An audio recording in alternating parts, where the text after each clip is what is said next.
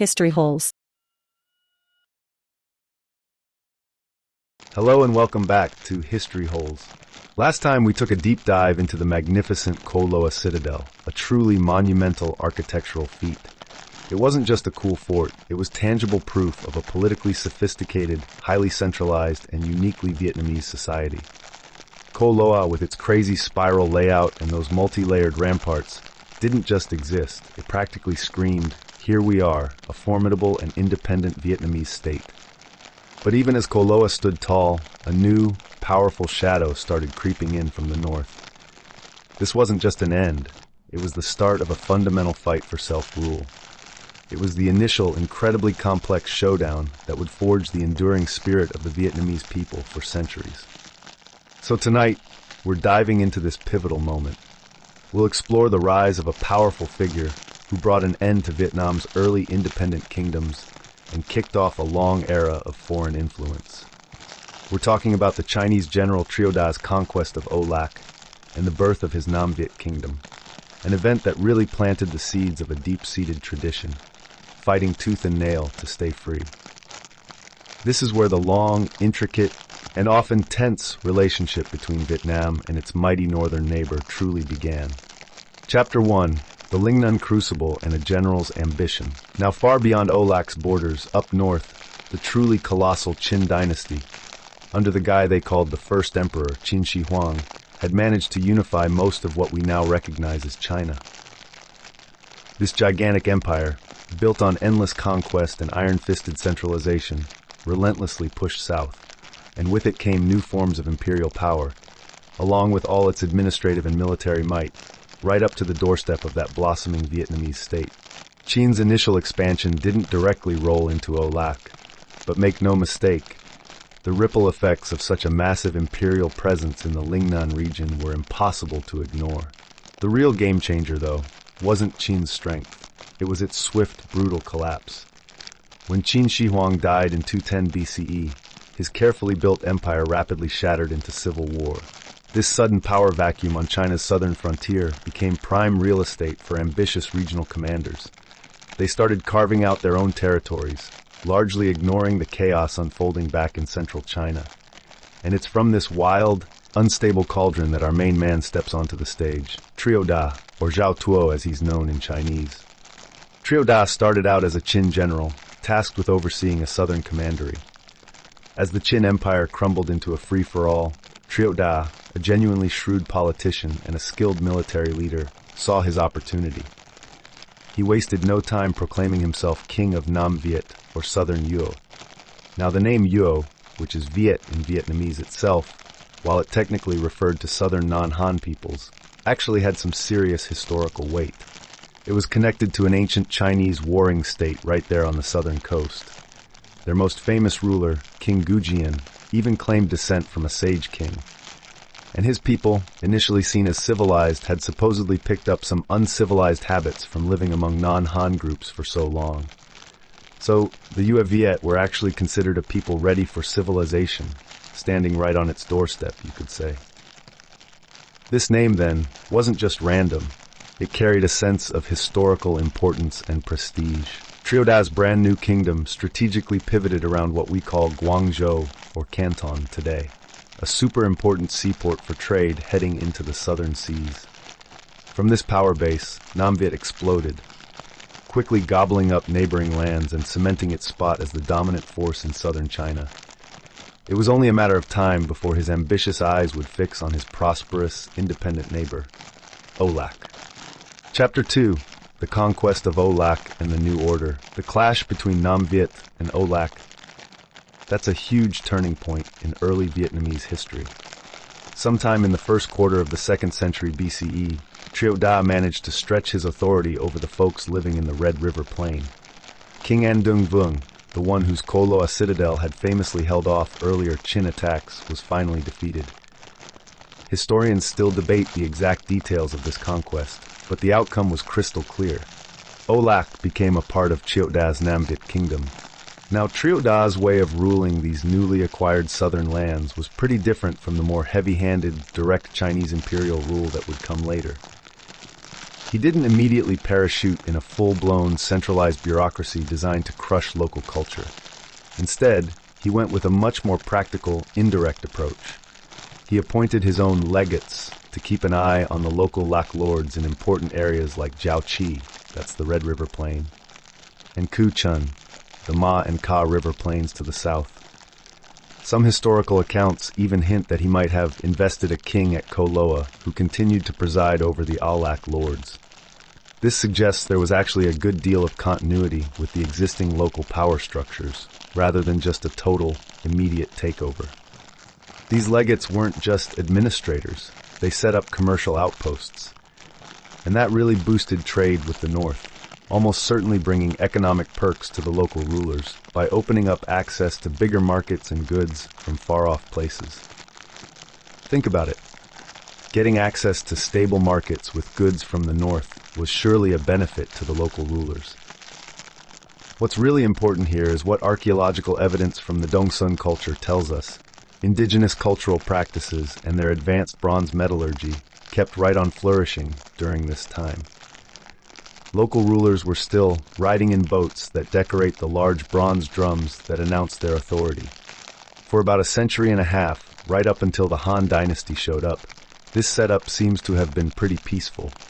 No record of trouble between them, as one source puts it. The Lak lords, even though they were technically under Triệu Đà's rule, likely kept most of their local power and customs. This period was less about a direct, systematic imposition of foreign ways, and more about an initial cultural mingling and light administrative touch. In Vietnamese history, Triệu Đà remains a really ambiguous figure. Yes, he undeniably conquered the independent Âu Lạc, but then he turned around and asserted his own independence from the mighty Han Dynasty. That's why some Vietnamese historians don't just see him as a foreign invader.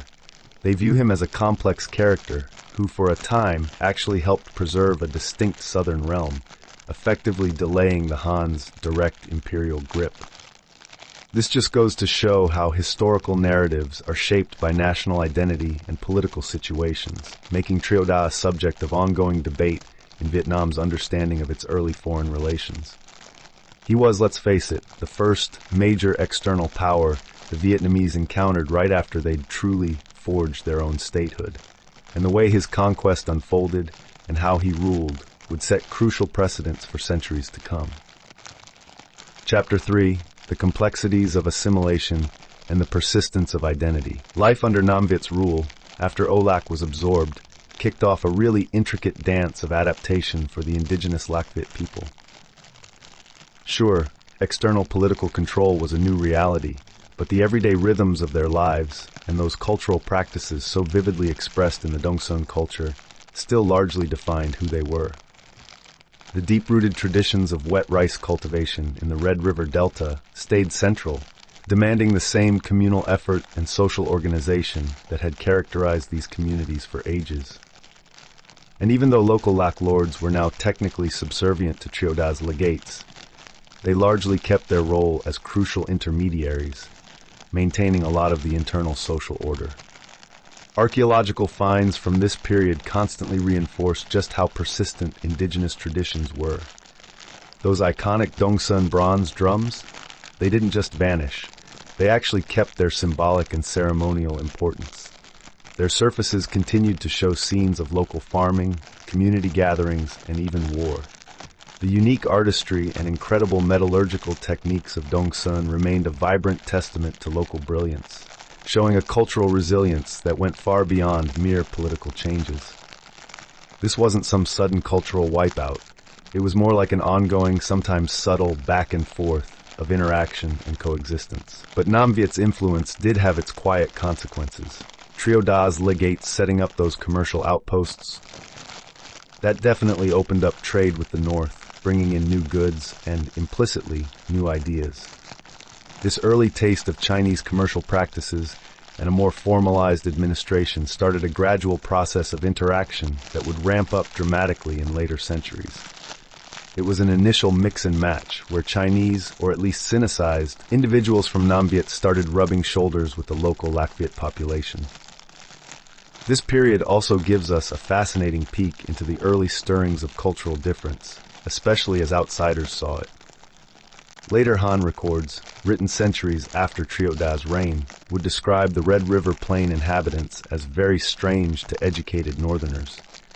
These accounts, coming from Han imperial administrators who arrived after Nam Việt fell, even noted their efforts to promote agriculture, to open schools, and to introduce the institution of marriage among the inhabitants of northern Vietnam.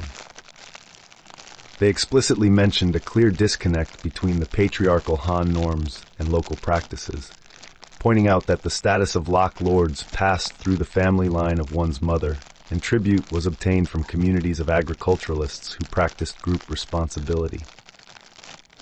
What's more, women possessed inheritance rights, and practices like levirate were still seen as late as the 3rd century CE. These observations, though made by later Han officials, really hint at the deep differences that existed even during Nam Viet's relatively light touch, underscoring how deeply ingrained indigenous social structures were and how much they resisted easy absorption. It was during these complex decades under Nam Viet that the seeds of a lasting Vietnamese identity, clearly distinct from its powerful northern neighbors, really got solidified. The very act of being governed by an outside power, no matter how lightly, couldn't help but sharpen that sense of us versus them, that underlying desire for self-determination, which we saw earlier in the independent state of Âu Lạc, now began to quietly simmer just beneath the surface of Nam Viet's pragmatic administration, setting the stage for future and much more open expressions of resistance against foreign domination. Chapter 4, The Coming Storm, the shadow of the Han Empire. The Nam Viet era, with its relative autonomy, lasted just over a century. But really, it was just a fleeting break before the full overwhelming force of Chinese imperial power crashed down on the Red River Delta. The Han dynasty, rapidly expanding and having truly cemented its control over China after the Qin collapse, didn't see Triệu Đà's kingdom as some distinct, independent nation. No, they saw it as a rogue territory that absolutely had to be brought under the empire's direct, centralized authority. This strategic necessity set the stage for a decisive conquest, one that would kick off almost a millennium of deep, direct Chinese rule over northern Vietnam. The Han wanted to unify all the fractured lands of the old Qin Empire and then some. They eyed the fertile Red River Delta as a valuable frontier province, a perfect gateway to those incredibly lucrative maritime trade routes.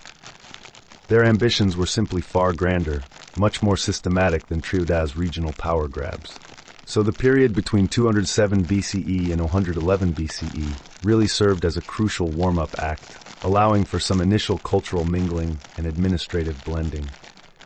But that was all about to face a far more comprehensive imperial embrace. Now, the traditional Vietnamese historical narrative, like what you find in texts such as the Đại Việt Sử Ký Toàn Thư, firmly positions Triệu Đà's conquest as the definite beginning of foreign domination. And it was that. However, by digging into the subtleties of his rule, how he allowed partial autonomy to local lords, how Đông Sơn cultural practices continued, and how he even asserted his own independence from Han China, we start to grasp the intricate ways early Vietnamese identity was formed. It really spotlights a recurring theme for Vietnam, its knack for selectively absorbing and adapting foreign influences, all while fiercely nurturing its own distinct sense of self. The stage is absolutely set. The distant rumblings of that Han colossus just kept getting louder, leading inevitably to the clash. The comparative peace and those subtle cultural exchanges under Nam Viet, they were soon going to crumble, making way for an unprecedented era of direct imperial administration, extensive Sinicization, and the forging of a profound tradition of resistance. A tradition that would define Vietnam's spirit for centuries to come. Triệu Đà's initial challenge to independence. That was just the opening act before the Han clamped down with their iron grip. I thank you very much for joining us on this journey. Please leave a like and subscribe if you want more. If you feel like it, tell us what else you'd like to hear. See you on the next episode.